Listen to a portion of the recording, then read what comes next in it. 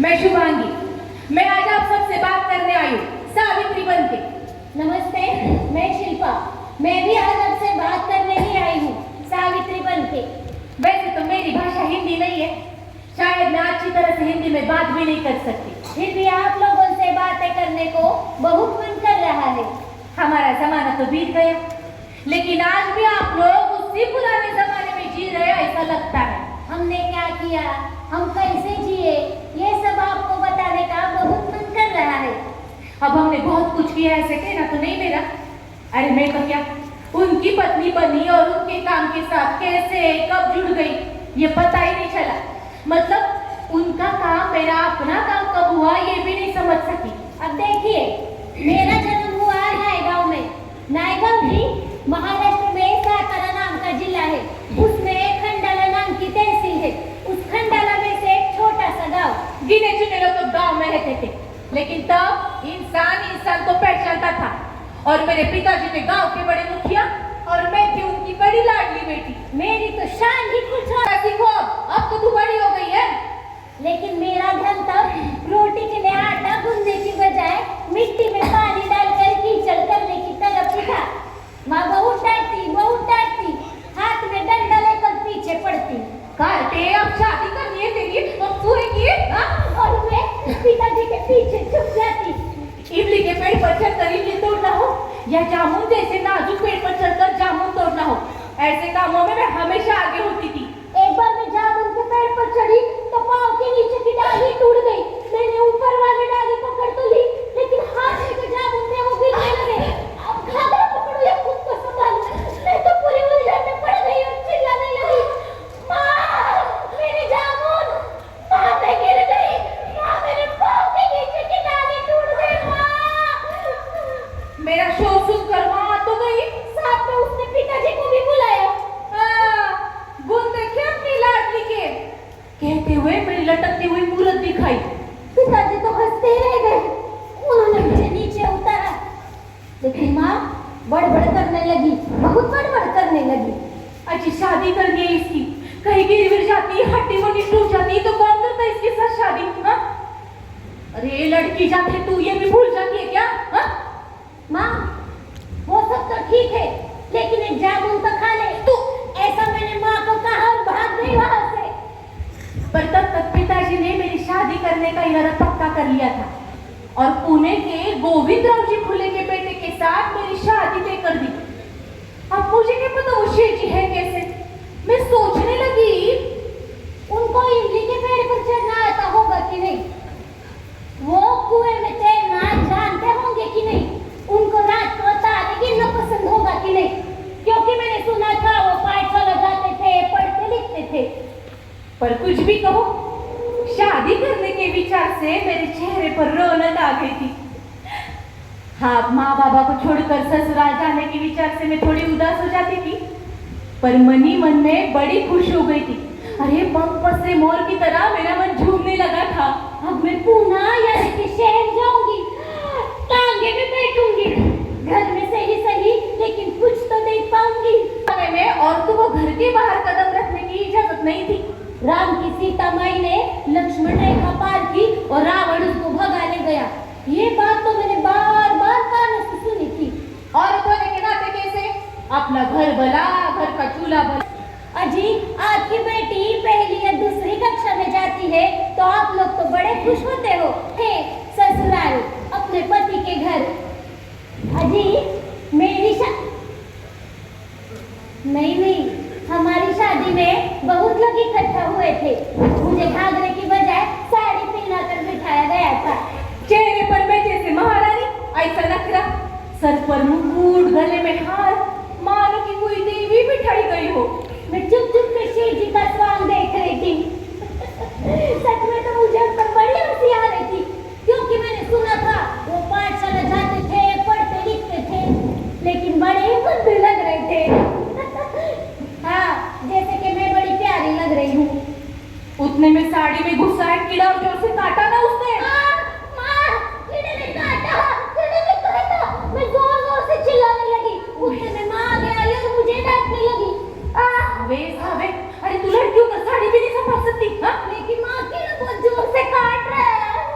कीड़े ने काटा तो चुपचाप अंदर जाओ, निकाल दे कीड़ा। यहाँ ससुर वालों के सामने तमाशा मत कर। अरे बाप दादा की इज्जत का कुछ तो ख्याल कर। और सुन, लड़की जात है तू, थोड़ा बहुत तो सहन करना ही पड़ेगा। लेकिन मेरा तमाशा तो चालू ही था, उतने में वो मेरे शेठ जी आ गया है और माँ को कहने लगे। उसे डांटिए मत, लड़की हुई तो क्या, कीड़ा तो उसको भी काटता ही है ना। जाइए अंदर जाके देखिए क्या काट रहा है। साड़ी पीछे मैं आगे, साड़ी पीछे मैं आगे, मैं अंदर गई कीड़ा निकला और शेठ जी की बातों से मेरा मन भर आया। मेरे पति परमेश्वर, शादी के बाद ससुराल मुझे कभी पराया घर नहीं लगा। एक तो ससुराल ही तेरा अपना घर है, ये बात तो मैंने बार बार कानों से सुनी थी। ऊपर से ससुर जी बहुत अच्छे थे, बड़े प्यार से बुलाकर काम बताते थे। हमारे शेठ जी हमेशा पाठशाला में अपनी बड़ी बड़ी किताबों में मशगूल रहते थे। पाठशाला में मास्टर जी के बड़े ही लाडले थे। हाँ, भला क्यों ना हो, हमेशा लिखना पढ़ना। कभी मैं कहूँ मेरे साथ खेलो तो अभी वक्त नहीं है, ऐसे दिखाते थे शेठ जी के यहाँ। हाँ, मुझे उन्हें शेठ जी कहना बड़ा अच्छा लगता था, बड़ा ही अच्छा लगता था। शेठ जी यानी कैसा रोबदार दिमाग वाला इंसान लगता है। शेठ जी के यहाँ उनके बहुत सारे दोस्त आते थे, सदा शुभल गोवंडे, मोर पे खिलवाड़ लेकर सखाराम परास पे। वो एक साथ मिलकर बातें करते थे, पढ़ते लिखते थे। उनके दोस्त सब जाति धर्म के थे। तुम्हारे धर्म में क्या होता है, हमारे धर्म में क्या होता है, ऐसी बातें चलती रहती थी। उन्हीं की बातों से मुझे पता चला कि शेठ जी को ससुर जी ने पाठशाला से निकालकर घर में भी बिठाया था। पर आगे जाकर गफ्फार बेग मुंशी और लेजिस साहब ने समझाया, इसलिए पाठशाला फिर से शुरू भी हो गई। शादी हो गई है और पाठशाला जाते हैं। मैं बड़ा होशियार, ऐसी बातें करते रहते हैं। हाँ, हो बड़े होशियार, पर अपनी अनपढ़ पत्नी की तरफ जरा ध्यान दोगे कि नहीं? ये सारी बातें चलती थी गजाबों के साथ या फिर ठिकरी के साथ। एक तो दिन भर पाठशाला, जब घर में होते थे तब ये पढ़ना वो पढ़ना, नहीं तो लहू जी बुआ मांग के यहाँ दाल पट्टा ढाल तलवार कसरत सीखना। एक दिन तो मैंने पूछ लिया, दिन भर पाठशाला और बाकी के वक्त की कसरत, या हमारे साथ खेलने के लिए कोई भी नहीं है। तो शेठ जी बुजुर्गों की तरह कहने लगे। हाँ, अगर बुद्धि के साथ साथ शरीर भी तंदुरुस्त हो तो काम और अच्छे से कर सकते हैं। अपनी पत्नी के साथ खेलना यह आपका काम नहीं है क्या? हाँ? ऐसा मैं पूछ ही रही थी और तभी वहाँ ससुर जी आए और मैं तो पूरी हड़बड़ाई गई। अब ससुर जी के सामने शेठ जी के साथ कैसे बात करूं? हाँ, पर वैसे तो मैं अपने काम में मगन थी, खाना बनाती थी, पानी भरती थी, घर की साफ सफाई करती थी। पर शेठ जी मुझसे बातें किया करे ऐसा मुझे लगता था। और कुछ पूछूं तो वो सिर्फ हंसते थे, लेकिन मैं कभी नाराज नहीं होती थी उनसे। एक दिन मैं घर की साफ सफाई कर रही थी, सारी किताबें निकाली थी। अब घर की साफ सफाई तो करनी चाहिए ना, तभी शेठ जी आए वहाँ। अरे अरे अरे, मेरी सारी किताबें क्यों निकाली तुमने? क्यों, घर की साफ सफाई नहीं करनी क्या? सावित्री, देख, जिन किताबों को मैं पढ़ रहा था उसका पन्ना खो गया ना। लो आपका पन्ना। अरे कौन सा था पन्ना? हाँ, अब मैं क्या जानूं कौन सा था पन्ना, लेकिन है क्या लिखता है इन किताबों में? अरे ये सब चरित्र है। ये देख, ये शिवाजी महाराज का चरित्र, ये उनकी तस्वीर, हाँ, और ये वॉशिंगटन का चरित्र है, ये उनकी तस्वीर। इसकी ये शिवाजी तो अपना था, हाँ, लेकिन ये दूसरा कोई परदेसी लगता है। अरे परदेसी हो या कोई अपना घर का, उसने काम किया हो अच्छा तो उसने अपना जीवन कैसे बिताया, उसका बर्ताव कैसा था, उसके विचार क्या थे, ये सब पढ़ना जरूरी है।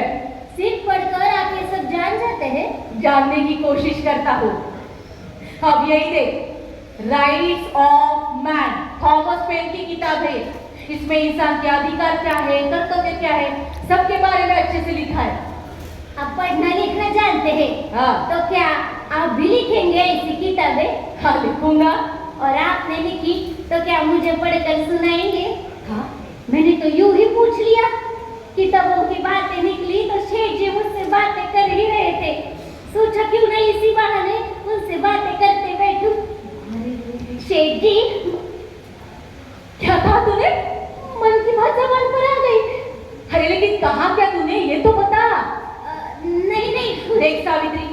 बताना ही होगा।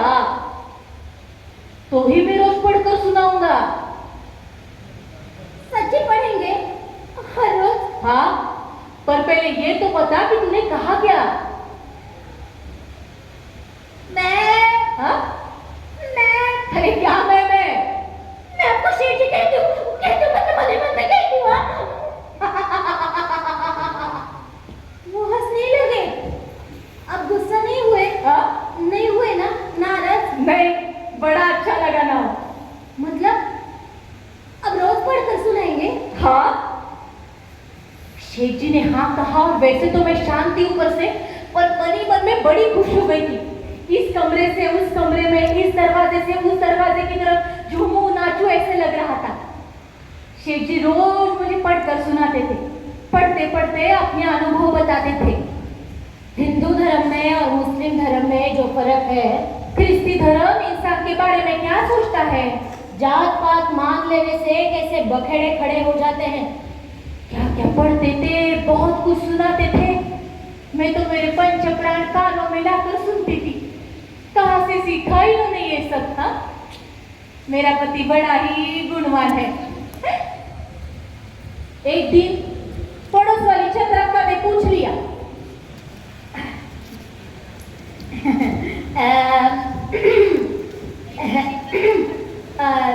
ये क्या चल रहा है रोज दोपहर में शाम में?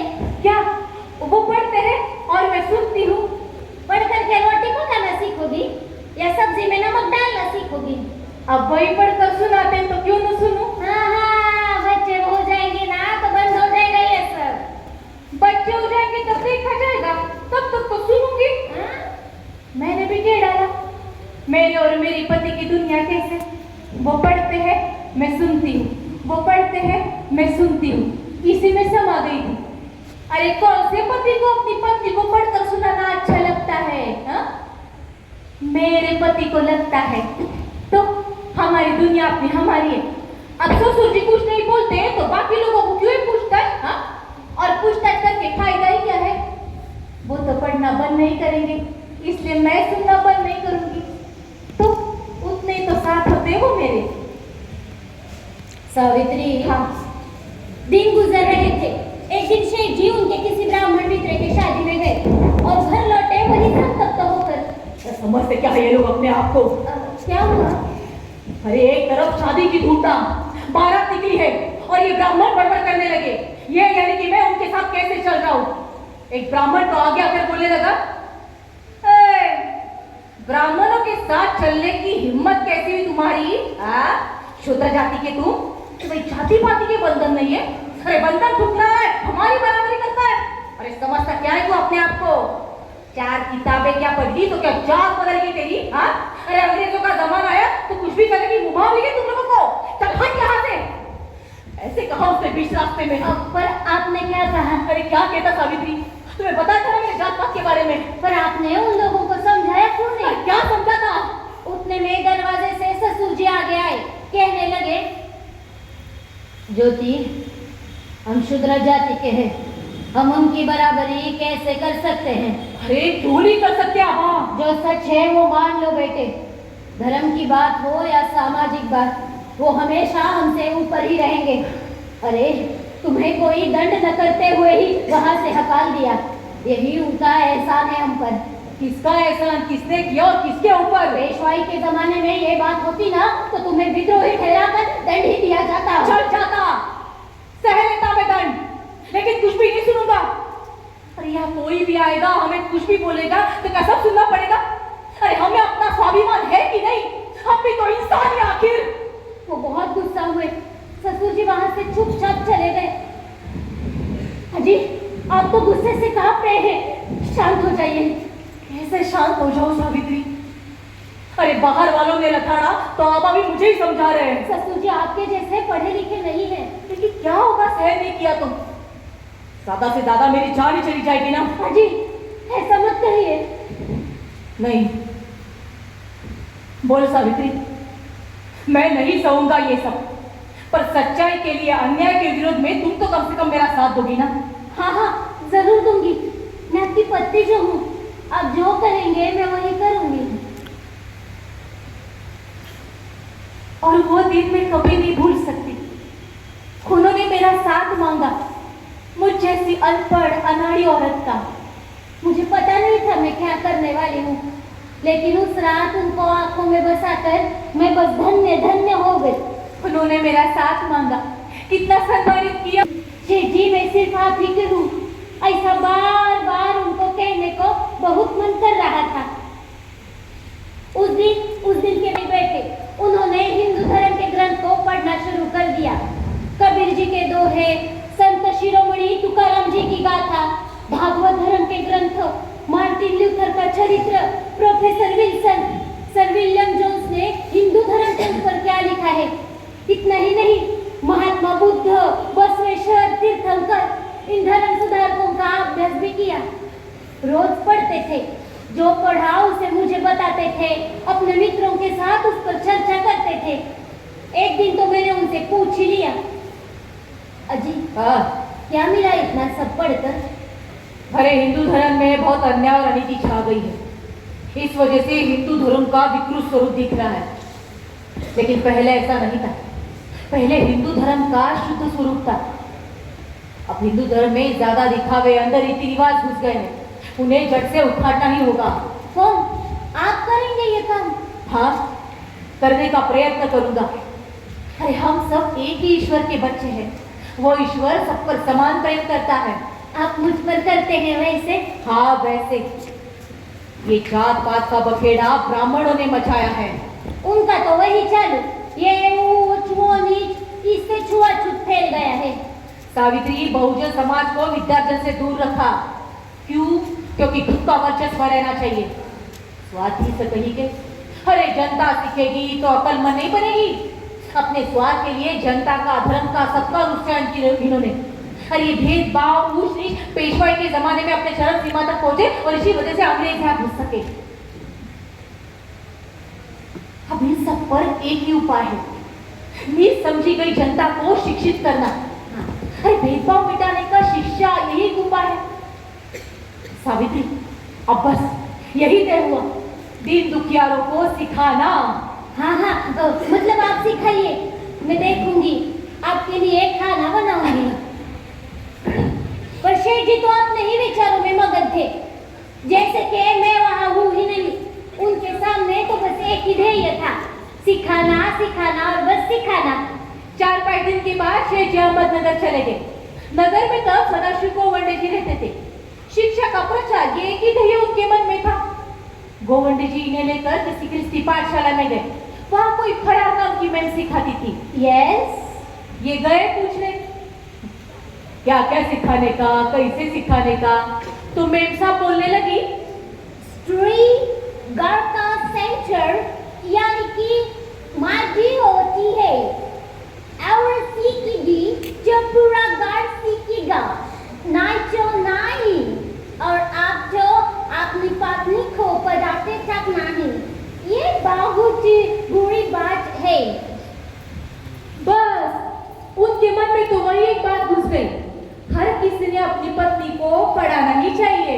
उस दिन शेठ जी घर लौटे, वही पार्टी, पुस्तक, पेंसिल बनाकर चूल्हा साफ कर रही थी। वो आए और आते ही मुझे पुकारने लगे, सावित्री, रोटी सब्जी भी तैयार है। अरे रोटी सब्जी छोड़ो, तुम आओ जल्दी से। भया भया भया भया, आज क्या हुआ क्या है शेठ जी को? हाँ हाँ, क्या? अरे देख, देखा? अब सिखाऊंगा। क्या? लिखना पढ़ना। किसको? अरे तुम्हें? क्या? हाँ, सब कुछ। क्या? मुझको पढ़ना आएगा? अब पढ़ते हैं वैसे। लिखना आएगा? शेठ जी ऐसे? वो हंसने लगे। उन्होंने पार्टी ली और उस पर लिखा शेठ जी, और कहा लो दोहराओ इसे। मैं तो शर्माई गई। कैसा पति है मेरा, कह रहा है दोहराओ इसे। देख, खो खो गो घो।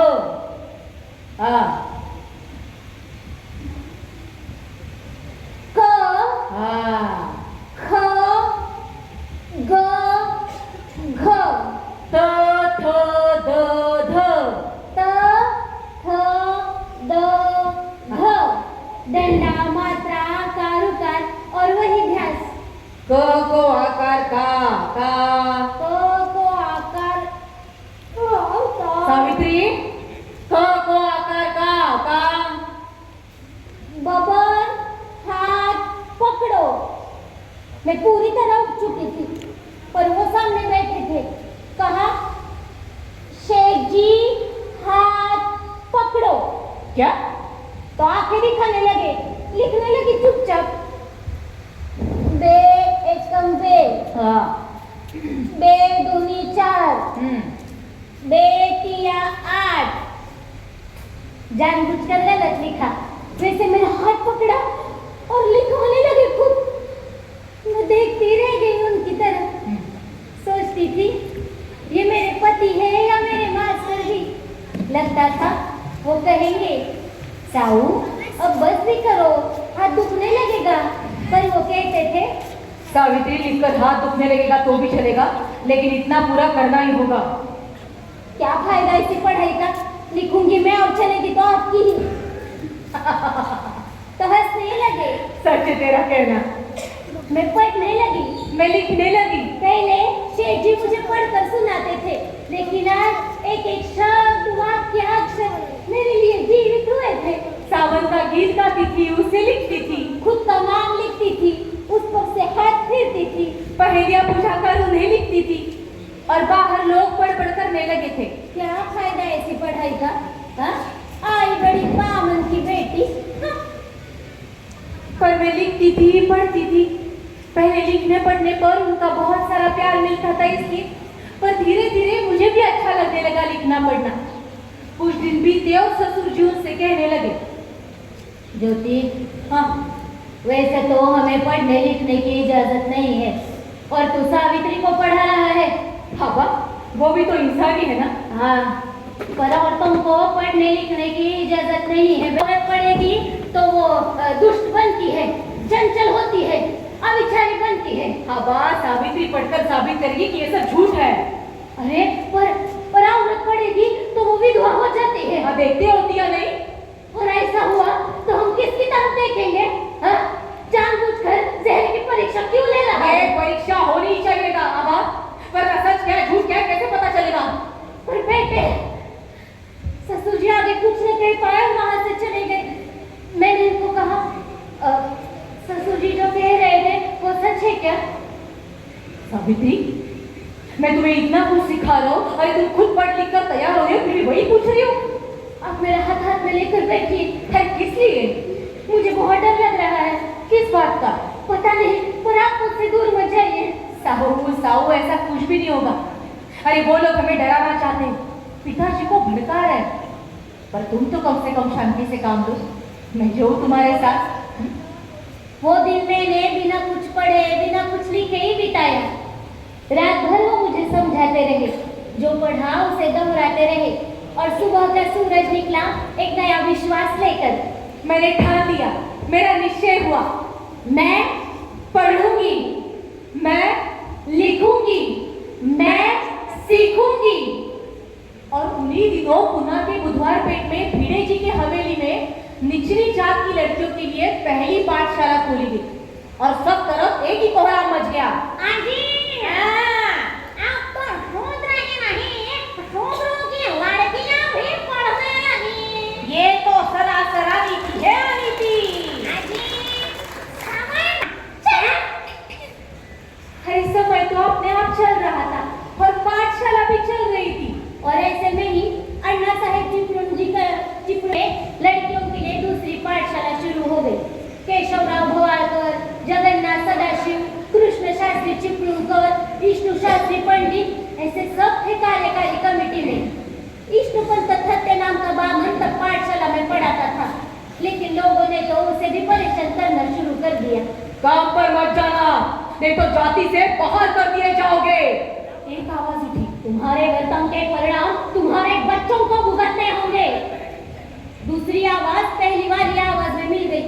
डर गया ना वो मास्टर जी, उसने तो पाठशाला आना ही छोड़ दिया। उस दिन शेठ जी घर लौटे वही चिंता में डूबे हुए, यहाँ से वहाँ, वहाँ से यहाँ, यहाँ से वहाँ, वहाँ से यहाँ। अजी, मिल जाएगा दूसरा मास्टर जी। नहीं रख सकते, लेकिन ये लोग मन के इतने कच्चे कैसे होते हैं? अब होता है कोई मन का कच्चा। सावित्री, और तुम तो नहीं हो मन की कच्ची। नहीं, मैं आपकी पत्नी जो हूँ। हाँ, तो कल से तुम ही चलो पाठशाला में। किस लिए? अरे 4 किताबें पढ़कर सुनाओ, तब तो कुछ नया हो जाएगा। नहीं, सावित्री, नहीं तो क्या तुम नहीं पढ़ा सकती?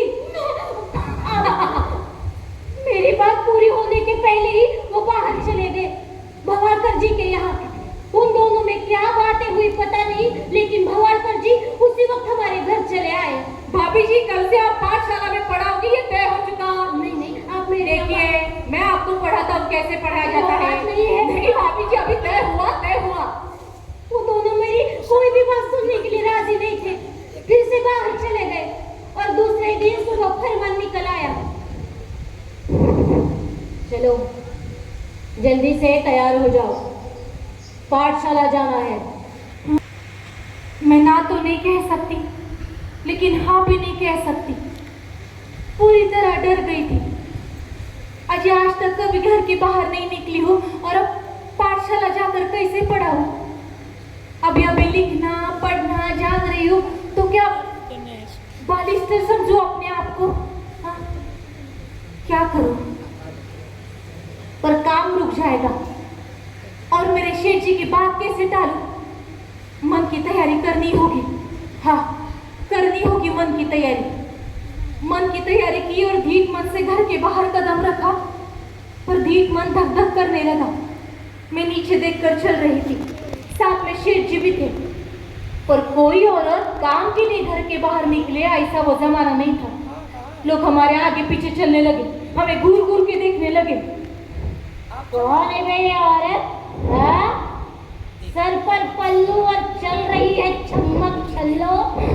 फूले ने एक और औरत रख ली क्या? हाँ?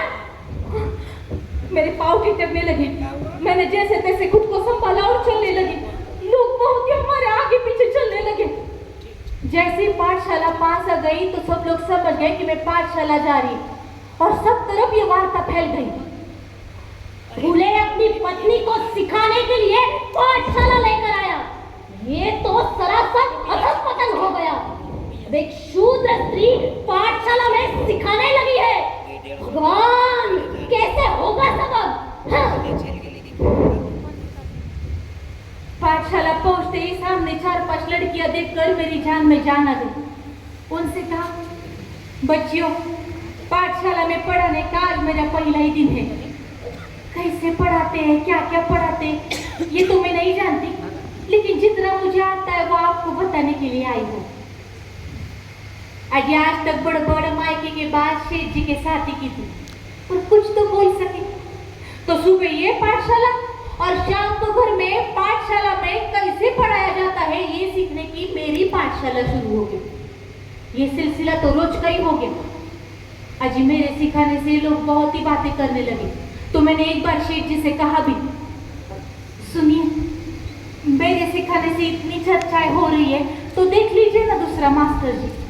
नहीं, तब तक करूंगी मैं काम। अरे, जब मैं पढ़ रहा था तब भी ऐसे ही चिल्ला रहे थे गला फाड़ कर। और मुफ्त का मास्टर जी अच्छा ही होता है क्यों? मैं जब पाठशाला में सिखाने के लिए जाती तो लोग खिड़की दरवाजे पर खड़े हो जाते, बुरी बुरी गालियां बकते। अब पाठशाला पहुंचते ही मैंने खिड़की दरवाजे सब बंद करना शुरू कर दिया। बंद कमरे में नीति बोध वाचन, हिसाब किताब, भौगोलिक जानकारी, मराठों का इतिहास पढ़ाना, ऐसे सब काम चल रहे थे। और बाहर शेठ जी महार मोची मांगों की बस्ती में जाते थे और उन्हें शिक्षा का महत्व समझाते थे। एक शूद्र स्त्री पाठशाला में सिखाने लगी है, महाभयंकर। मायला, कुछ ज्यादा ही घमंड आने लगी इन छोटे लोगों में। अजी, औरत होकर इतना घमंड अच्छा नहीं है। इन लोगों को अभी नहीं ना पूछला तो ये लोग हमारे सर पर बैठेंगे रांडीचे। इस औरत का घर बिठाना कुछ ज्यादा मुश्किल नहीं है। बहुत चर्चा। एक औरत सिखा रही है, मानो के जैसे जंग छिड़ गई है। पर डरने से कुछ नहीं होने वाला था। आज की तरह राजनीति से छूटने वाली ये पहेली नहीं थी। खुद को बहुत अक्लमंद समझने वाले रास्ते में छेड़छाड़ करने लगे। कोई बाजू से जाता था, थूकता था। कोई सामने से आता था, खूंकारता था। अजी सीधी सादी शादीशुदा औरत में डर के मारे कांपती थी। एक दिन किसी ने कीचड़ फेंका मेरे ऊपर। तो एक बार किसी ने पत्थर मारा मेरे सर पर।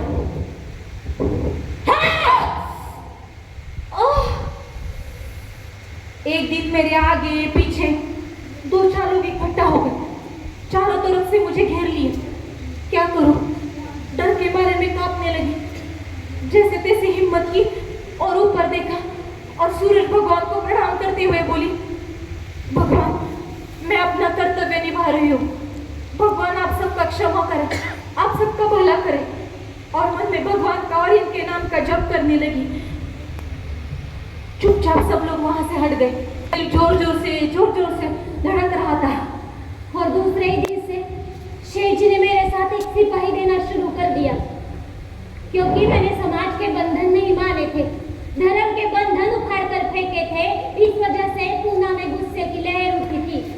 नहीं, कई लोग तो मानते थे कि मैंने राष्ट्र का अपमान किया है। अब एक औरत पाठशाला में सिखाने लगी है, इस वजह से पूना का माहौल क्यों बिगड़ने लगा। लेकिन आजकल तो किसी भी बात पर कोई भी संतप्त हो जाता है, अपनी आवाज उठाता है, लेकिन जब सच में जरूरत हो तब शांत रहता है, देखकर चिढ़ाती है। अब लहू जी बुआ मांग और रणबा महत जैसे लड़कियों को पाठशाला में पहुंचाते थे, वैसे ही मुझे भी साथ देने लगे रास्ते में। अब पाठशाला के काम आगे बढ़ रहे थे। रास्ता पेट, यत्ताड़ पेट, बुधवार पेट। घर का काम होने के बाद मैं पढ़ने बैठती थी, लिखने बैठती थी। मैं जब पढ़ने बैठती थी तो ससुर जी मेरी तरफ बस देखते ही रहते थे। उनके मन में क्या चलता था ये मैं जान नहीं पाती थी। एक रात को ससुर जी का खाना होने के बाद बर्तन ढक कर मैं पढ़ने बैठी तो ससुर जी दरवाजे पर ही जाकर खड़े हो गए। इनकी राह देखते बैठे। ये आए तब बहुत देर हो चुकी थी। पूरे गांव में जैसे अंधेरा फैला हुआ था, सन्नाटा छाया हुआ था। ये ससुर जी को जागते हुए देखकर बोलने लगे, हवा कितनी देर हो गई है, चलिए सो जाइए। देर हो गई है ना? हाँ। तो तू इतनी देर से आएगा तो मैं जागू तो क्या हुआ? अब आपकी उम्र तो देखिए। हाँ, उम्र की बात छोड़, तू क्यों अपने पीछे ये बला लगा रहा है? बला? हाँ बला, तुझे पाठशाला से निकाला था, वापस दाखिल किया। यही शायद मेरी गलती हो गई। अरे इस घर में पैदा होकर तू पढ़ा तो पढ़ा, लेकिन अब तू सावित्री को भी पढ़ा रहा है। हवा मैं जो काम कर रहा हूँ वो कुछ मत बता है? समाज जिस बात के लिए मनाही कर रहा है वही बात तू कर रहा है। क्यों, किस लिए? अरे रोज बगीचे में मुझे मिलने के लिए लोग आते हैं। पहले तो सीधे तरीके से बातें किया करते थे, बाद में धाप फटकर की भाषा शुरू हुई। क्या? और अब तो मारे पर उतर आए हैं लोग। अब आप किसने क्या कहा बताइए। नहीं, क्या करना है तमाशा बढ़ाकर? अरे कैसा तमाशा हवा? अरे मैं जो काम कर रहा हूँ उसी दिन दुखियारे लोग जाग उठेंगे। जाग उठेंगे बाबा, जाग उठेंगे, लेकिन तूने मेरी बहू को चौखट के बाहर क्यों निकाला? अरे क्या हुआ उससे? सावित्री पढ़ेगी, औरों को पढ़ाएगी, तभी तो बाकी औरतों से कह सकते हैं अरे चलो उठो, सीखो, अपना दिमाग चलाओ। क्यों चलाना है अपना दिमाग? हाँ, भगवान की इच्छा समझकर जो है वैसे ही जीना क्यों नहीं मान लेते तुम लोग? खामखा सर का बोझ बढ़ा रहे हो। हवा मेरे लिए मेरा काम ही महत्वपूर्ण है। अगर हम सब इंसान हैं तो एक श्रेष्ठ और एक कनिष्ठ क्यों माना जाता है, औरत को कम दर्जा क्यों देते हैं? और अब मेरा काम ही मेरे लिए सब कुछ है हवा, इसके आगे मैं कुछ नहीं सोच सकता। देख, ये काम की बात ना तो मुझे मत बता। तू कर तुझे जो करना है, पर मेरी बहू को बाहर मत लेके जा। देख, मेरे साथ बहस नहीं करता, क्योंकि तू जो कहता है वो सच भी लगता है रे। पर जब 4 लोग मिलते हैं ना बाहर, तब दिल की धड़कनें बढ़ जाती है। हवा मेरी जान चली जाएगी तो भी चलेगा, लेकिन अब मैं काम नहीं बंद कर सकता, वरना समाज का बहुत नुकसान हो जाएगा। देख ज्योति, तू कर तुझे जो करना है। हाँ, पर सावित्री भी अपना काम चालू ही रखेगी। एक बार रुक गए तो सब खत्म हो जाएगा हवा, अब नहीं रुक सकते। ज्योति, क्या करूं रे मैं? मेरे जैसा इंसान आखिर कर ही क्या सकता है? ओखली में सड़ते बैठा हूँ, ऊपर से बस घाव ही घाव पड़ रहे हैं। ज्योति, आज मैं बाहर लोगों को जबान देकर आया हूँ। एक तो वो दोनों पाठशाला का काम छोड़ देंगे या फिर घर। बाबा कुछ कैसे कहूँ, ये घर छोड़ दे। सावित्री को भी ऐसे कैसे कहूँ, पर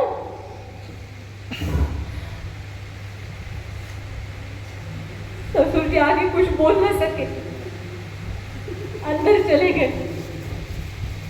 मैं तो रोने ही लगी। थका हुआ खाना वैसे ही पड़ा रहा।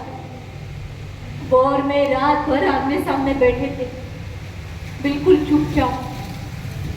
आंखों से आंसू रुक नहीं रहे थे। जब मुर्गे ने बांध दी तब वो बोले, थोड़ी देर आराम कर लो, सुबह उठकर घर छोड़ना है। अब कैसी नींद, कहा की नींद। सत्या सत्याशी मन केले ग्वाही, मानियले नाही बहुमता। सुबह होते ही मैंने 2-4 कपड़े लिए और ससुर जी के पैर छुए और मैं तो रोने ही लगी।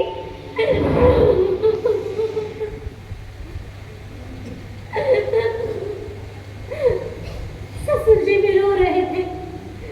उन्होंने मुझे ऊपर उठाया। जिस घर में मैं पढ़ना सीखी, लिखना सीखी, उसी मेरे अपने घर को आज मैं छोड़कर जा रही थी। हमेशा हमेशा के लिए। कदम डगमगा रहे थे पर घर छोड़ा।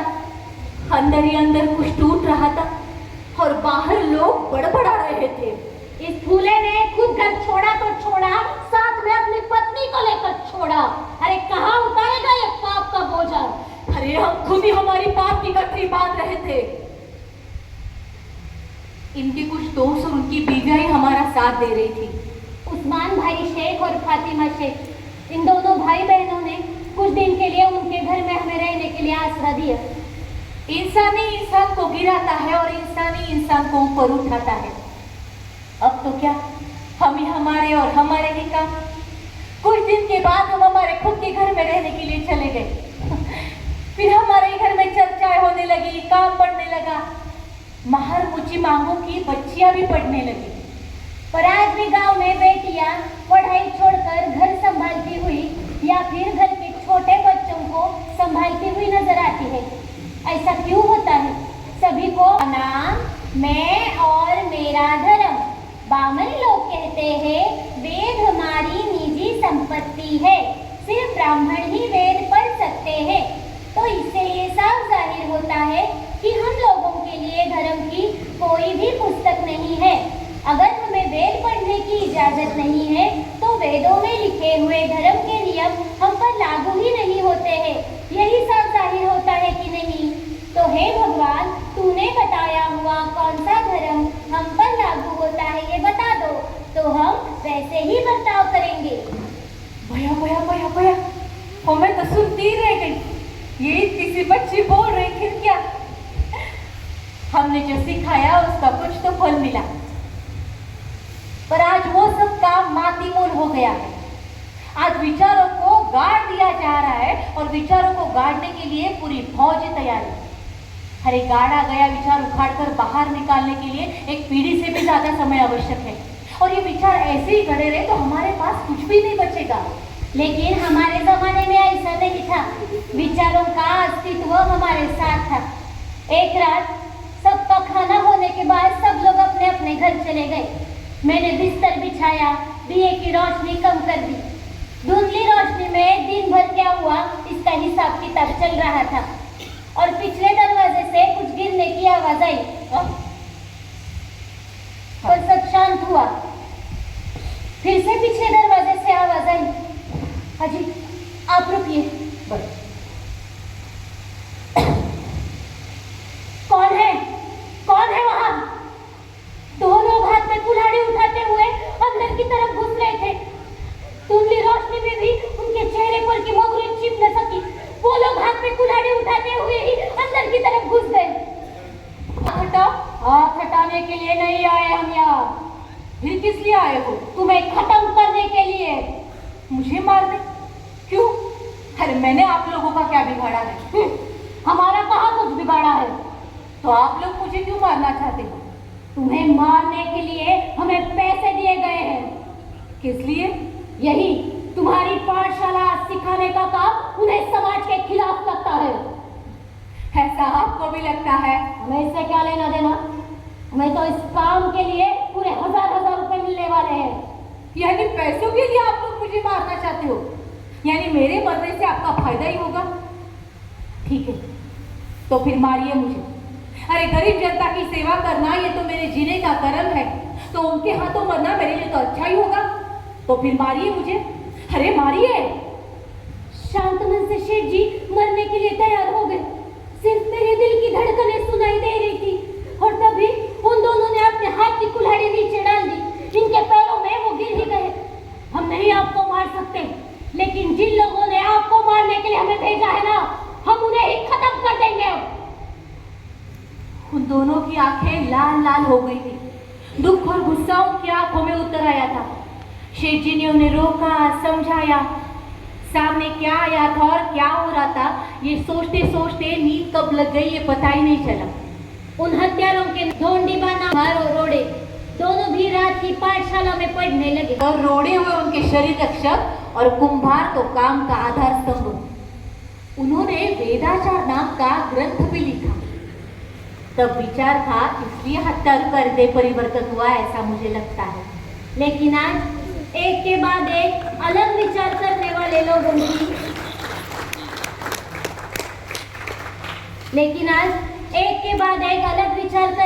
लोगों की हत्याएं कर दी जाती है। ऐसा क्यों होता है? अजी इंसान को मारकर उसके विचारों को खत्म किया जा सकता है क्या? तब की एक बात याद आ रही है। पाठशाला चल रही थी, आते जाते दरवाजे के पीछे से विधवा सिरमुंडा औरतें नजर आती थी। उनको अशुभ मानते थे। मेरे आने जाने के रास्ते पे ऐसी एक औरत रोज मुझे देखती थी। एक दिन मैं पाठशाला से घर आ रही थी, उसने मुझे देखा और छिपते छिपाते मेरे पीछे पीछे चलने लगी। मेरा भी ध्यान उसी के ऊपर था। घर नजदीक आया तो वो झट से अंदर घुसी। अरे मानो कि उसकी जान में जान आ गई हो। धरबाई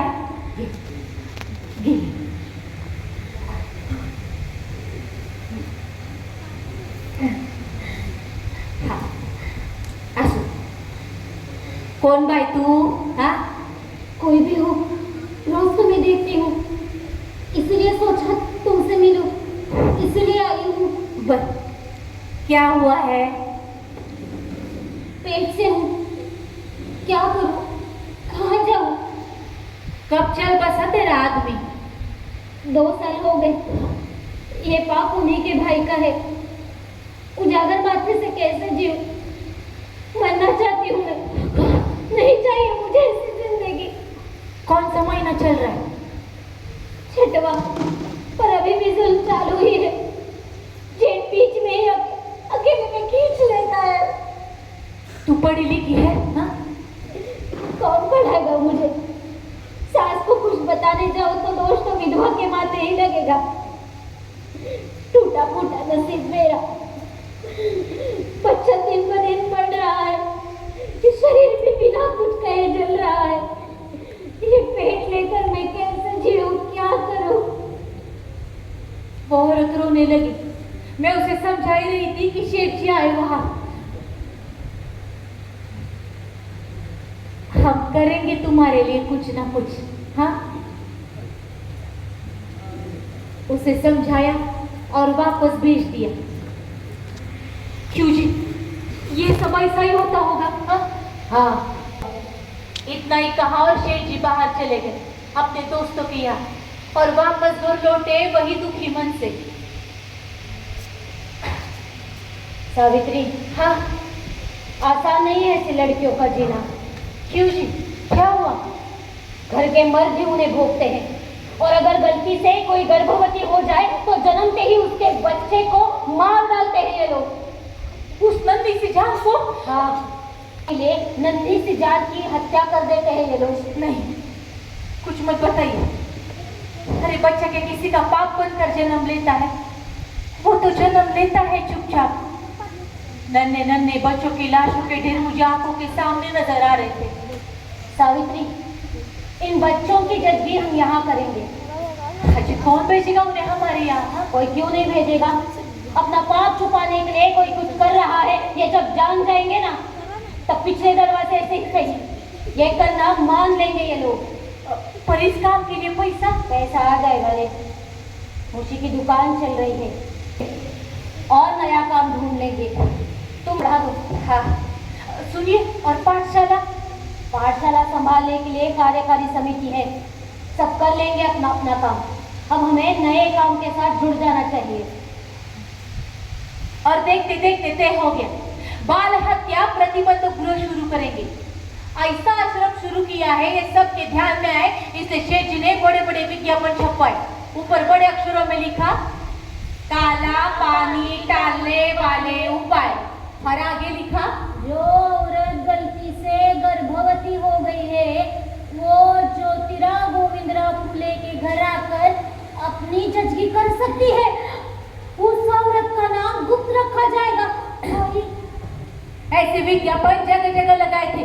पूना में तो लगाए थे, पर पंढरपुर, नासिक, वाई, काशी ऐसे तीर्थ क्षेत्र में भी लगाए थे। हाँ, इन तीर्थ क्षेत्रों में ये बच्चियां अपनी जान देने जाती थी। बाल हत्या प्रतिबंध गृह शुरू हुआ और मेरा सारा समय उन नन्हे बच्चों में और उन लड़कियों में बीतता रहा। काम का बोझ बढ़ रहा था और ससुर जी की तबीयत ठीक नहीं है, ये बात हमें पता चली। ससुर जी पूरी तरह थक चुके थे। उन्होंने इनका कहना माना और वो हमारे घर आने के लिए राजी हो गए। ससुर जी की सेवा करना मुझे कभी बोझ नहीं लगा। ससुर जी को मिलने के लिए दादा, मेरे पिताजी आए हुए थे। मैंने सबके लिए बहुत अच्छा खाना बनाया। दादा मेरे हाथ का खाना खाकर बाहर इनके साथ बरामदे में बातें करते बैठे। क्या कहते हैं डॉक्टर साहब? डॉक्टर क्या कहेंगे, दवाइयाँ चल रही है। हाँ, मेरा एक कहना मानोगे आप? कहिए। अब देखिए, मरने से पहले वो पोते का मुंह देख लेते तो अच्छा होता। अच्छा, फिर? नहीं, मुझे लगता है आपको आपके पिताजी के अंतिम इच्छा का मान रखना चाहिए। हो जाएगा बच्चा। में नहीं हुआ तो नहीं होगा बच्चा। अरे कैसा नसीब? हाँ, वंशवृद्धि के लिए बच्चा होना जरूरी है। कैसी वंशवृद्धि? हाँ, बाल हत्या प्रतिबंधक गृह के बच्चे मेरे और सावित्री के ही हैं। हाँ, ऐसा क्या तुम्हारे हो जाते हो बच्चे? हाँ, हो जाते हैं। नहीं तो क्या किया जाए? दूसरी शादी की जाए। दादा, ये आप कह रहे हैं? हाँ, होगी शायद मेरी बेटी बांझ, तो क्या आपको बच्चा नहीं चाहिए? दादा, मेरी सावित्री को बांझ मत कहिए। अरे उसे ऐसे अपमानित क्यों कर रहे हैं? मैं ही नपुंसक निकला तो? हम डॉक्टर के पास गए और डॉक्टर ने कहा वो ज्योतिबा में ही है, और सावित्री ने कहा मुझे बच्चा चाहिए, तो क्या आप उसकी दूसरी शादी करवाएंगे? जमाई बापू, कुछ भी मत बोलिए। नहीं, सच्ची कह रहा हूँ। अगर मैं उसके लिए सौतन ला सकता हूँ तो वो मेरे लिए सौतना क्यों नहीं ला सकती? देखिए, उसकी माँ का भी कहना है कि उसकी माँ किराया से नहीं पूछी है तो खामखा बताइए मत। बच्चा होने के लिए मैं और सावित्री साथ में नहीं रहते, ये बात आप जान लीजिए। मैंने उसके साथ शादी की है, हम दोनों ने एक दूसरे को अपनाया है। इसके आगे मैं अब कुछ नहीं कहना चाहता। अब आप आ सकते हैं। दादा गुस्से में चले गए। अंदर ससुर जी भी अस्वस्थ हो गए।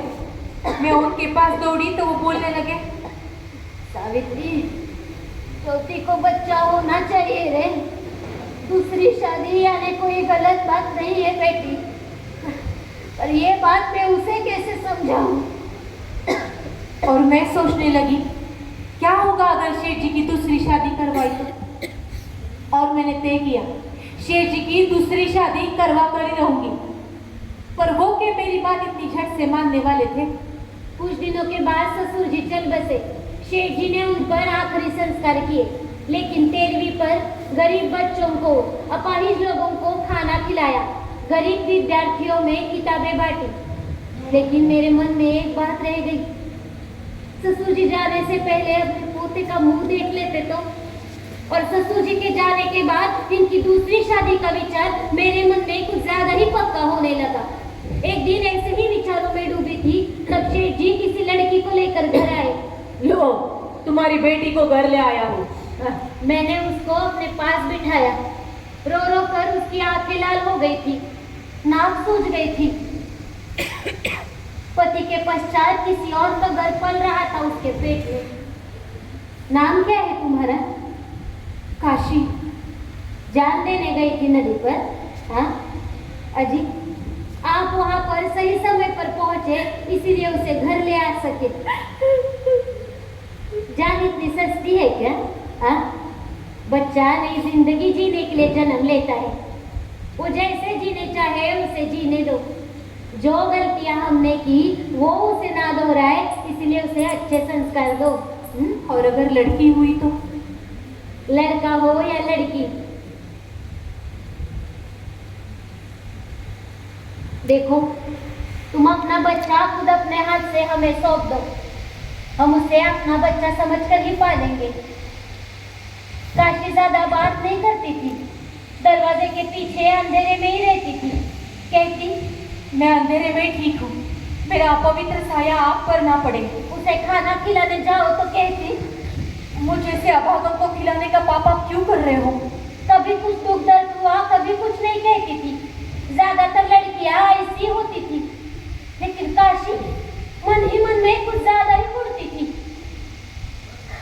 काशी को लड़का हुआ, हमारे हाथ में अपना बच्चा सौंप कर चली गई वो अभागन। 12वें दिन हमने घर को सजाया, घर में पताका लगवाए, बच्चे को झूले में डाला, नाम रखा यशवंत। बहुत नाम कमाना, ऐसा उसके कान में कहा। काशी ने सौंपा हुआ बच्चा अपना ही माना। आगे चलकर उसे गोद ही लिया और उसने भी यशवंत फुले ये नाम साकार करते हुए इनका गौरव किया। यशवंत हमारा ही बच्चा समझकर बड़ा हुआ। किसी ब्राह्मण स्त्री के पेट से उसने जन्म लिया है, इसलिए हमें पराया नहीं हुआ। पर आज भी ये जात पात की बात चली रही है, या फिर ये जात पात का बखेड़ा आजकल कुछ ज्यादा ही बढ़ रहा है। जो विचार अपना कर हम जिए आगे बढ़े, क्या वो सब खत्म हो गए? अजी, आजकल तो लोग ये गोद लेने का मामला स्वीकार करने लगे हैं, लेकिन उस जन्मे हुए मासूम बच्चे को जात पात का नाम क्यों देते हो? कोई कहता है ज्योतिबा ने लड़कियों के लिए पहली पाठशाला खोली, भारत में पहला बाल हत्या प्रतिबंधक गृह शुरू किया, सावित्रीबाई पहली स्त्री शिक्षिका। होगा, वैसा ही होगा, लेकिन उतना ही कहकर चुप क्यों हो जाते हो? तब हमने हमारे खर्चे से आश्रम शुरू किया था। आगे जाकर वैसा ही आश्रम पंढरपुर में शुरू हुआ तो शेठ जी ने यहाँ का काम रोक दिया। शेठ जी कहा करते थे, एक काम अगर दूसरा संभालने लगे तो हम नए काम के साथ जुड़ सकते हैं। वो काम मैंने शुरू किया, इसलिए वहाँ मेरे नाम की कुर्सी होनी ही चाहिए। ऐसा हमारा धर्म नहीं था। पर हमने शुरू किए वे सारे काम आज कौन आगे लेकर जा रहा है? हाँ? अरे कौन जा रहा है आगे लेकर? देखिए, सोचिए जरा ठंडे दिमाग से। हमारे घर का पानी का हौद हमने सबके लिए खुला कर दिया। इस बात की आजकल बड़ी चर्चा हो रही है। उस समय पेशवे ने पूना में पीने के पानी के लिए हौद बनवाए तो थे, पर उस पानी को महार मोची मांगों को छूने की भी इजाजत नहीं थी। और ऐसे में गर्मी जाने की कड़ी धूप में 2-4 माँ बहनें अपने बच्चों को लेकर पानी के लिए यहाँ वहाँ भटक रही थी, पानी की भीख मांग रही थी। पानी दो माए पानी, पानी दो माए पानी। और उनकी परछाई किसी खानदानी औरत पर पड़ी और गजब हुआ ना। अरे परछाई से भी छुआछूत होने का जमाना था वो। ये माँ बहनें पानी के लिए तड़प रही थी और अंदर से चप्पल फेंकी गई। हाँ, चलो हटो यहाँ से। अरे क्या तमाशा बना के रखा है? बड़े आए पानी मांगने वाले हैं, अरे अपनी परछाई कहाँ पड़ रही है भी नहीं देख सकते? माजा पापा, 8 दिन हो गए, मेरे बच्चे को पानी की बूंद तक नसीब नहीं हुई। पानी पी लो और चाहे कितना मारो, मेरे बच्चे की जान जा रही है पानी के बगैर। वहां से शेठ जी गुजर रहे थे। शेठ जी उन औरतों को लेकर घर आए। मैंने उनको पानी पिलाया, खाना खिलाया। वो औरतें चली गई। शेठ जी कहने लगे, सावित्री, पानी के लिए इंसान कितना लाचार होता है ना। हाँ जी, हमारे घर में पानी है, इसलिए ये बात हमारे ध्यान में नहीं आती। हाँ, लेकिन लोगों को पानी नकारने वाले ये इंसान नहीं है। अरे निसर्ग ने दिया हुआ पानी नकारने वाले ये कौन है महाभाग? हमें इन लोगों के लिए पानी की कुछ तो व्यवस्था करनी चाहिए। हाँ, हमारे खुद के घर में पानी का हौद है और हम ये क्या चर्चाएं कर रहे हैं, ये विचार हमारे मन में आया और हमारे घर का पानी का हौद हमने सबके लिए खुला कर दिया। कुछ साल बाद सरकार ने हमारे घर का स्मारक किया, बड़ा अच्छा लगता है सबको। पर वहां से औरतों का पानी जो तोड़ दिया सरकार ने, बहुत बुरा लगता है मेरे मन को। अब लोग पीछे पड़े हैं कि हमें हमारे समाज की स्थापना करनी चाहिए। अब हमारे मन ने ठान लिया तो वो विचार कृति में आकर ही रहेगा। चर्चाएं शुरू हुई, विचार पक्का ही हुआ और 24 सितंबर 1873 को सत्यशोधक समाज की स्थापना हो भी गई। समाज का कहना एक ही था, हम सब एक ही ईश्वर की संतान हैं, तो उस ईश्वर की भक्ति करने के लिए ये बीच में दलाल क्यों चाहिए? समाज ने सत्य का शोध ही नहीं तो उसकी जड़ों तक जाने का फैसला किया।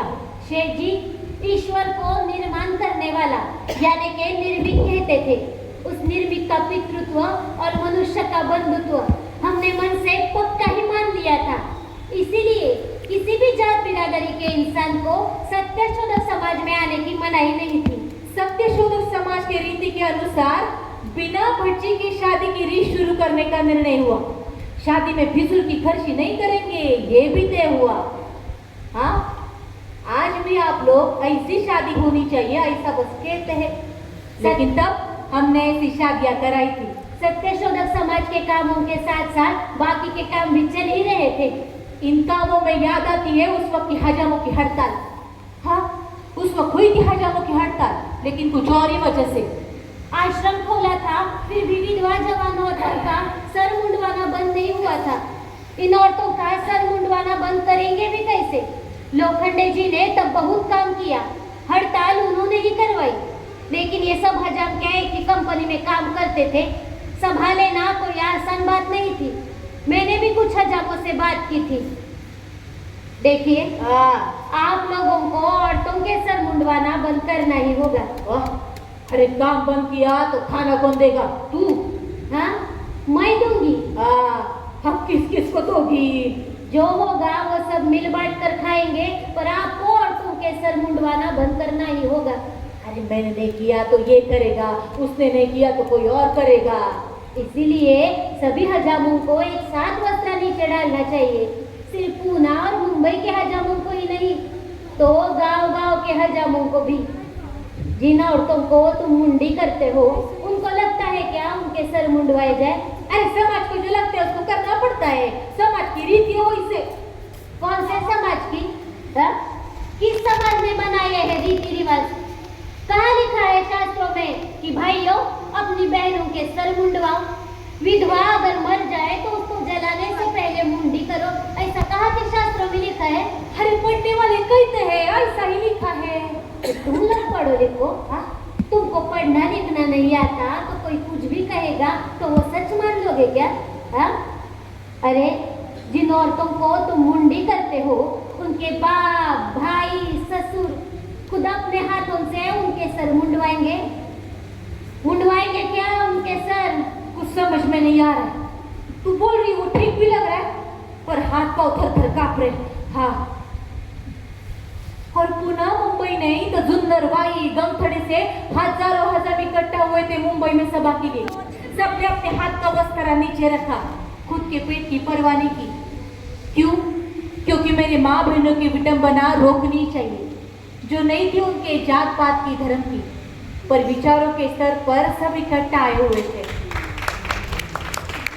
डोबा कृष्णा जी नाम का बूढ़ा हजाम तक सभा का अध्यक्ष था और विचार पसंद आए, इसलिए बाबाजी मोरे नाम के हजाम ने खुद का निबंध पढ़ा पूरे सभा के सामने। अपनी माँ बहनों के सर हम नहीं मुंडवाएंगे, ये बात तो तय हुई ही, लेकिन हम उनके घर वालों के भी सर नहीं मुंडवाएंगे, ये बात भी तय हो चुकी। ये थी जात पात स्त्री पुरुष संबंधों को पार करके समाज को दी हुई आवाज। जाग जाओ जी, जाग जाओ। आज भी कोई पुरुष स्त्री हकों के बारे में सोचना पड़े तो हिचकिचाता है, लेकिन तब ये सब हजाम नहीं हिचकिचाए। अजी, खुद का पेट भूखा रखकर औरत का हक मांगने वाला आज है क्या कोई पुरुष? अरे जाग गए समझने वाले शूद्राति शूद्र भी औरत के बारे में नहीं सोचते जो तब सोचा गया था। कोई कुछ सीखता क्यों नहीं इससे? सीखना चाहिए सबने, हमेशा आंखें खुली रखकर। मैं तो बहुत खुश थी कि शेठ जी के साथ रहकर, और एक तरफ यशवंता की पढ़ाई भी चल रही थी, लेकिन एक दिन वो पाठशाला से घर लौटा वही रोते रोते। अरे मैं उसे शांत कराने लगी तो बोलने लगा, पाठशाला में और रास्ते में बच्चे मुझे चिढ़ाते हैं, ब्राह्मण का बच्चा माली ने भगाया कहते हैं। आज नहीं तो कल ये होगा, ये हमें पता ही था। यशवंता कहकर मैंने उसे और पास ले लिया। आई, हाँ, मैं तुम्हारा ही लड़का हूँ ना? तुम्हें क्या लगता है? तुम्हारा अपना ही हो ऐसा लगता है। अरे वही तो है। पर वो बच्चे क्यों चिढ़ाते हैं? कहते हैं विधवा ब्राह्मण स्त्री का लड़का है तू। अब कैसे समझाओ इस मासूम को? मन में हलचल होने लगी। उससे कहा, यशवंता देखा, तेरे तात्या, मैं और सत्यशोधक समझ के। पहले मैं किसका हूँ ये बता। तू मेरा ही है रे। जन्म से मिली जात पात न मानने वाले माँ बाप का मैं नहीं पाला तो क्या तू मेरा नहीं है? अरे 9 महीने पेट में पालकर जन्म दिया, यही जीने का सार्थक है मानने वालों का जमाना। तुझे प्यार से पाल पोस कर बड़ा करने वाले तेरे माँ बाप मुझे माँ बनाते हैं। मुझे नहीं पता मैं किस किस की माँ हूँ, पर मन में ममता लेकर काम करती हूँ, यही सच है। यशवंता, सच से कभी कुछ नहीं कहा। तेरी जन्मदात्री को हमने घर में लिया उसके माँ बाप बनकर, और तेरे भी माँ बाप हम ही हैं। हमें नहीं पता माँ बाप होने के नाते हम तुझे क्या देंगे, पर शेठ जी ने जिन कामों को जन्म दिया है, आगे जाकर तुझे उसका बाप बनना है। धाड़ धाड़ बोलकर मैं चुप हो गई। शेठ जी कब आए पता ही नहीं चला, और उसकी यशवंता ये पुकार सुनकर आई, ताते आ गए कहकर दौड़कर वो उनके पास चला। यशवंता कभी मायूस नहीं हुआ। अपने जन्म को लेकर कोई भी सवाल उसके मन में नहीं आया। आजकल शेठ जी की भागा दौड़ी कुछ ज्यादा ही बढ़ गई।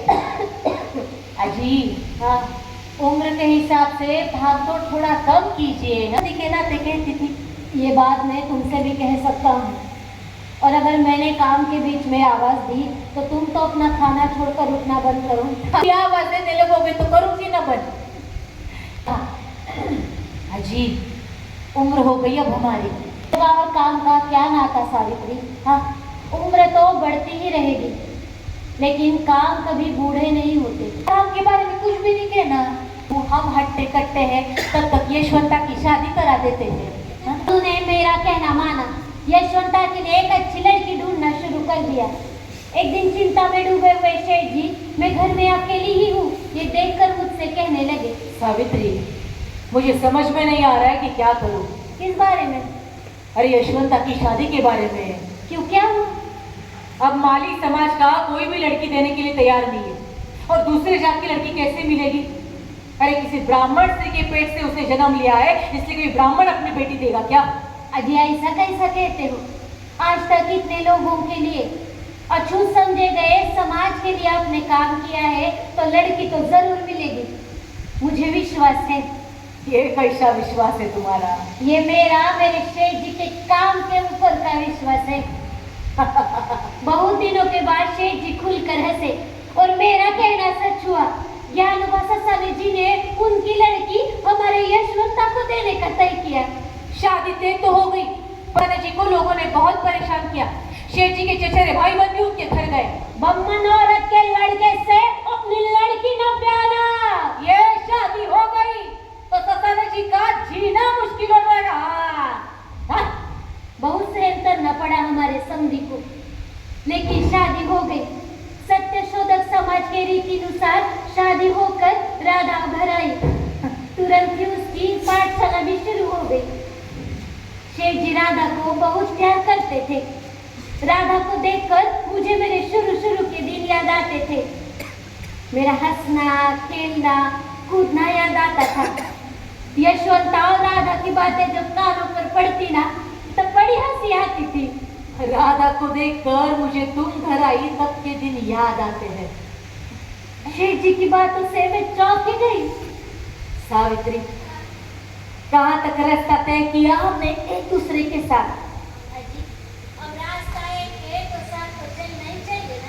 हाँ, पर मैंने हमेशा का रास्ता छोड़ दिया और तुमने भी वो बात मान ली। तो इसमें विशेष क्या हुआ?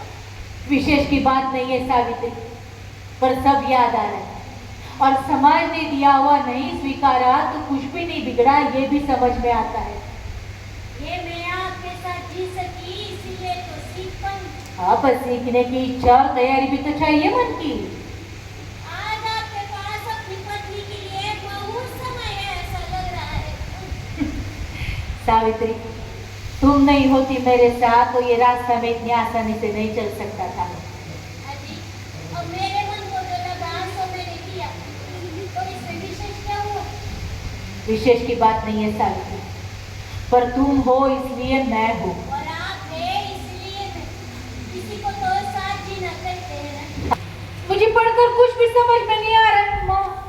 अब दोनों भी यहाँ किसको पूछूं भला?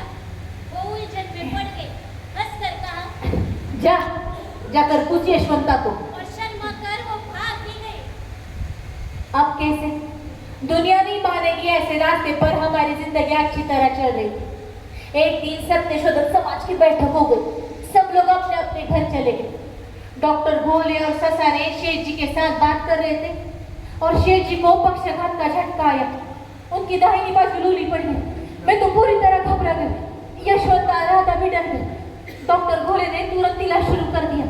रात को शेठ जी की आंखें लगी, लेकिन मुझे नींद नहीं आ रही थी। डॉक्टर भोले और ससारे कह रहे थे चिंता की कोई बात नहीं है, दवाइयाँ चल रही है, सब ठीक हो जाएगा। आप सो जाइए ना। पर कैसे सो जाऊं? मेरे हट्टे कट्टे शेठ जी की यह हालत, कैसे लगेगा उनका मन? अब तक जो लिखना शुरू किया है वो कैसा पूरा करेंगे? और काम के बगैर शेठ जी जिएंगे भी कैसे? इस हालत में जीना ना पड़े इसलिए मैं उस निर्भीक को भगवान को पुकार रही थी। निर्भीका, इनका ख्याल रखना। उनकी दवाइयाँ ठीक तरह से चालू थी। थोड़े दिन बीते और उनका दायां हाथ नहीं चलता ये देखकर उन्होंने बाएं हाथ से लिखना शुरू कर दिया। अजी, मैं क्या कहती हूँ, आप मुझे बताइए, मैं लिखती हूँ। हाँ, तुम्हें क्या तुम्हारे काम नहीं है क्या? तुम तुम्हारा लिखना शुरू रखो, अपना लिखना मैं खुद लिखूंगा। और उन्होंने उसी अवस्था में अपने बाएं हाथ से अपनी आधी छूटी किताब सार्वजनिक सत्य धर्म ये लिखकर पूरी की। स्त्री की महानता स्पष्ट करने वाली ये किताब मेरे जाने के पहले पूरी होनी ही चाहिए, ये एक ही ध्यास उनके मन में था। थोड़े दिन बीते और शेठ जी मुझे अचानक ही कहने लगे, सावित्री, आज तक जो कमाया वो काम में ही लगा दिया। आजकल मेरे पीछे तुम लोगों की चिंता लगी रहती है मुझे। और मन में धस हुआ, देखा जाएगा कल का कल। नहीं, मृत्यु पत्र करना ही होगा। सावित्री, आज तक हमने सत्य का सामना किया है। मृत्यु या अंतिम सत्य हम नहीं नकार सकते। हाँ, पर मृत्यु की कल्पना से मेरा जी घबराने लगा। देखो, ज्यादा पैसा नहीं रहेगा पीछे, पर ये घर ये काम आगे चलते रहना चाहिए। और मेरे सगे संबंधी रिश्तेदार यशवंता को शांति से जीने नहीं देंगे, तो मृत्यु पत्र करना ही होगा। सुनो, व्यवहार के नाते स्वीकारना होगा, अपनी भावनाओं को बीच में मत लाओ। मृत्यु पत्र तैयार हुआ, उस पर हस्ताक्षर होकर वो सीलबंदी हुआ। हम दोनों की मृत्यु के पश्चात हमारा बेटा यशवंत हमारी पूरी मालमत्ता का एकमेव अधिकारी है।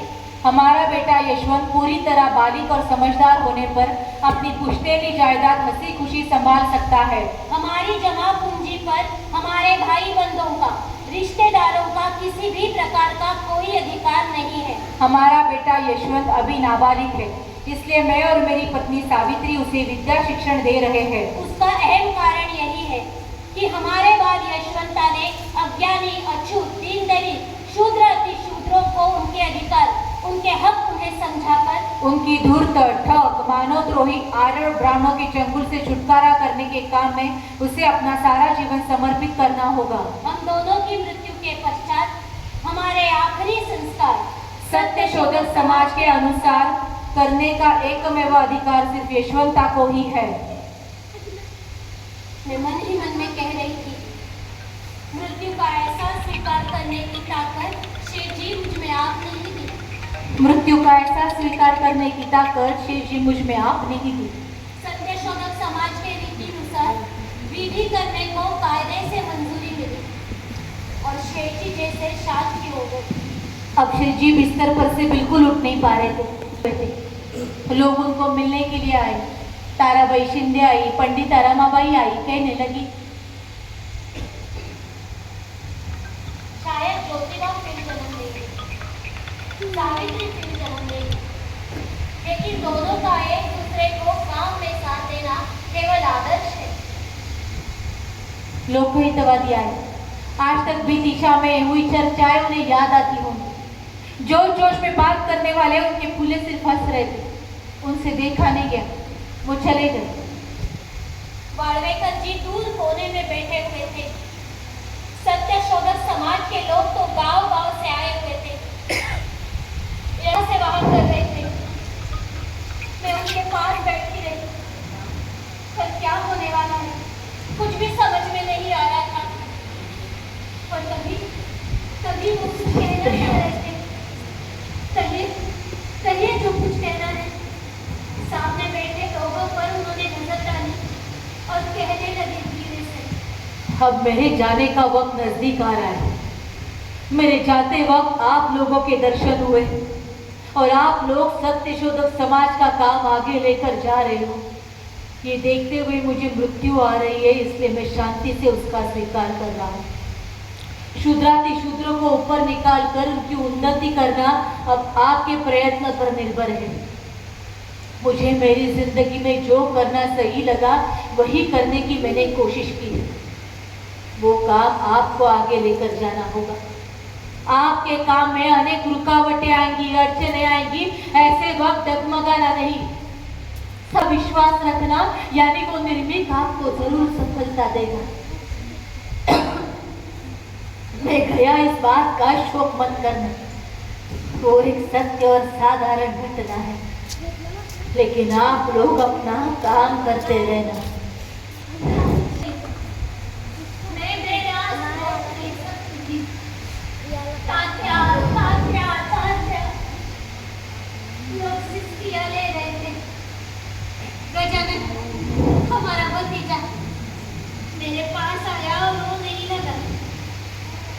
अब उन्हें नींद नहीं आ रही थी और वो कुछ कह भी नहीं रहे थे। मैंने गजानन को शांत किया। देख, अंदर यशवंता बड़ा बेचैन हो रहा है, उसको समझाना होगा। वो इशारा से कहने लगी, रोना मत। उन्होंने ये इशारा किया, अखंड शुरू करो। निर्भीके निर्मिले मानव पवित्र, कमी जास्त सूत्र बुद्धिमत्ते, पिढी जाता बुद्धी नाही सर्वांमध्ये, शोध करा विपूर्तेपणे।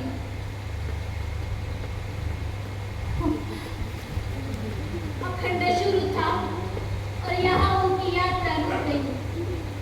सब तरफ एक ही शोर मच गया। तब तक कोई डॉक्टर भोले को बुलाने के लिए गया, लेकिन सबका रोना सुनकर वो अंदर आए, वही रोते रोते। यशवंता, राजा, गजानन एक दूसरे को बिलक कर उनकी तरफ देख रहे थे। जो देह चेतना नहीं हुआ था, उनके महायात्रा की तैयारी शुरू हो गई। मन बड़ा सूना सूना सा हो गया था। कल क्या होने वाला है, कुछ भी समझ में नहीं आ रहा था। उनको ले जाने का वक्त आया और तभी बाबा भाऊजी और महात्मा भाऊजी, मेरे जेठ जी बीच में आ गए। ज्योतिबा हमारे भाई बनते तो उनके शव को कंधा हम लोग देंगे। ऐसा नहीं चलेगा। तात्या ने ऐसा करने के लिए साफ मना किया है। डॉक्टर बोले, शांत स्वर में समझा रहे थे। ऐसे कैसे? कंधा हम देंगे, टिटुआ हम पकड़ेंगे, अग्नि भी हम लोग ही देंगे। यशवंता हमारा अपना खून नहीं है तो वो रीति से टिटुआ नहीं पकड़ सकता, अग्नि भी नहीं दे सकता। देखिए, आप जानबूझकर मेरी चाल पर चलिए, वरना मुझे पुलिस बुलानी होगी। तात्या के इच्छा के विरुद्ध हम कुछ भी नहीं करेंगे। डॉक्टर बोल रहे थे और मैं अंदर ही अंदर गुस्सा हो रही थी। सही तो फिर गजानन देगा अग्नि। जेठ जी भी बोल ही रहे थे और मैं अंदर ही अंदर भड़क उठी थी। हाजी, खून का रिश्ता समझाने वाले इन लोगों ने आज तक क्या किया है खून के रिश्ते के लिए? गजानन इतना सा, इसके मन पर क्या बीतेगी इसका कुछ विचार। एक क्षण विचार किया, उनके पैरों को मन ही मन में छुआ, कहा मुझे शक्ति दीजिए। हमारे कुल के आदमी के शव को आप किसी को भी हाथ नहीं लगाने देंगे। हाँ, रुक जाओ, अब मुझे मत सिखाओ तुम्हारे रीति रिवाज। इतना ही कहा और झट से उनके पास आ गई, उनके पैर छुए और आगे होकर पिटुआ उठा लिया। यशवंता, राधा, गजानन दौड़कर मेरे पास आए, मेरे साथ चलने लगे। जय सत्य, आदि सत्य, जय सत्य,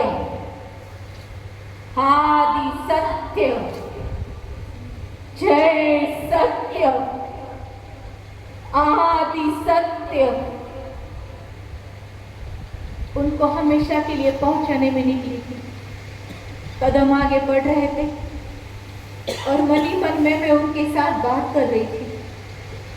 शेठ जी आप जा रहे हैं, आपके साथ मैंने जिंदगी बिताई, इसीलिए आपको आखिरी बार छोड़ने का सौभाग्य मुझे मिला। ये ना कांपने वाले हाथ आपकी वजह से मजबूत हुए हैं। ये हाथ हाथ में लेकर रात रात समझाया आपने अपनी साऊ को। अब इन हाथों को मजबूत होना होगा। होना ही होगा। शेठ जी, आज भी आप दरवाजे के पीछे से नजर आए हुए स्वांग याद आ रहे, पर आज इन हारों का, फूलों का अर्थ पूरी तरह बदल चुका है। अब मेरे शेठ जी मुझसे बिछड़ जाएंगे हमेशा के लिए।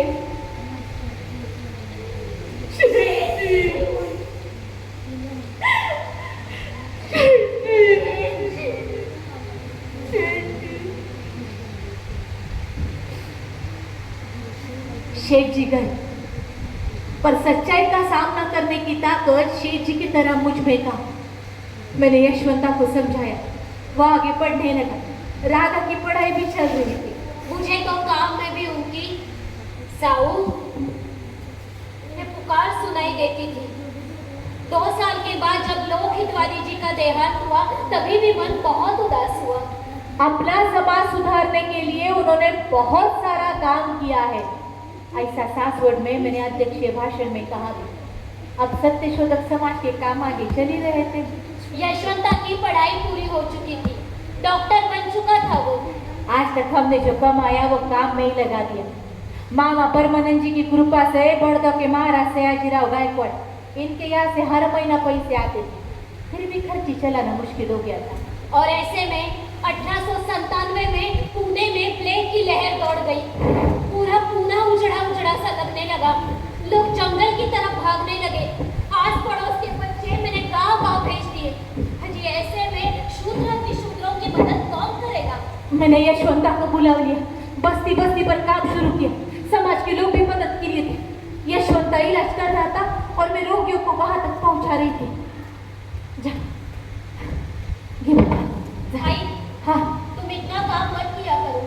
यशवंता, तू तेरा काम कर, ज्यादा बात मत कर। भाई, प्लेग की बीमारी है, मेरी बात को समझो।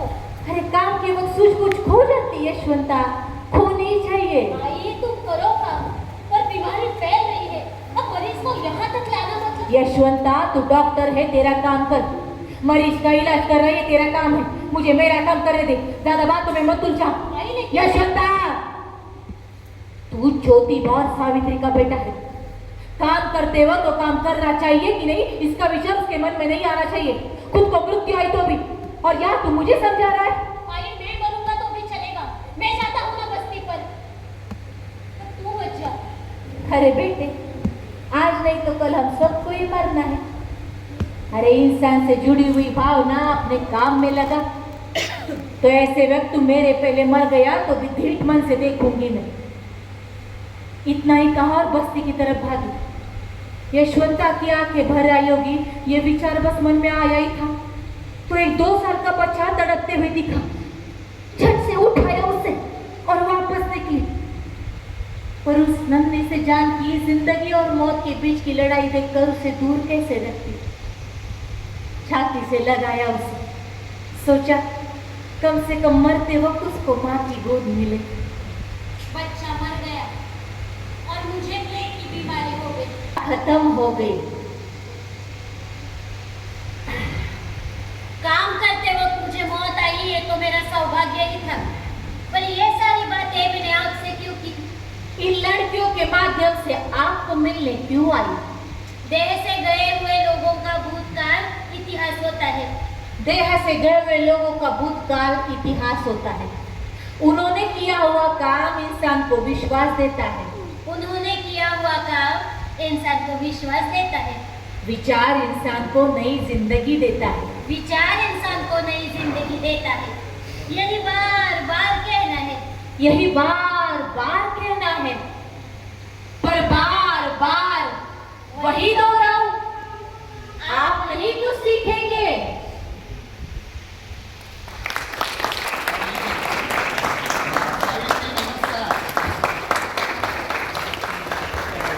एक 2 मिनट के लिए बैठ जाए, 2 मिनट के लिए, और खड़े होकर तालियां बजाइए। बहुत अच्छा प्रस्तुति इनकी हो गई है। मैं कर्नाटक के मंत्री हमारे इस कार्यक्रम के संयोजक है बी आर पाटिल से कहूँगा कि कलाकारों के लिए 2 शब्द आप कहिए। पहली बार मैं ज्योतिबा फुले का नाटक इस स्टाइल में देख रहा हूँ, तो कभी नहीं देखा था। मैं पढ़ा था, सुना था, लेकिन आज आपका नाटक देख के बड़ा खुशी हुआ। आपको मुबारक, धन्यवाद। आहे त्यांच्या हस्ते तुम्हाला एक भेट म्हणून ते देतो। अत्यंत सुंदर असं व्यक्ती 2, पण या 2 व्यक्तींनी, ह्या मुलींनी, बायकांनी, आपल्या महिलांनी 10 व्यक्तींचं काम ह्या दोघीच करत होत्या। म्हणजे व्यक्ती एक पण पात्र अनेक, अशी जी या दोघींनी जी उत्तम केली आणि पाठांतर एकदम टॉप आहे। मी प्रोफेसर बाबासाहेब जाधव कार्यक्रम निर्माता आहे, हे मी पहिल्यापासून पाहत होतो। त्याच्यामध्ये नकलीपणा काहीच नाही आहे। अक्षरशः सावित्री फुले आणि ते कुटुंब त्यावेळेचं 1800 मधलं त्यांनी जसंच्या तसं उभं केलं, त्याबद्दल तुम्हाला मानाचा शाहीर म्हणून एक मुद्रा करतो। आणि आपले मराठी करते तुम्ही अत्यंत सुंदर काम केलं, त्याच्याबद्दल आम्ही जे स्ट्रॅटेजीचं जे काम करतो आपण, त्याच्यामुळे एक प्रियांबल जे आहे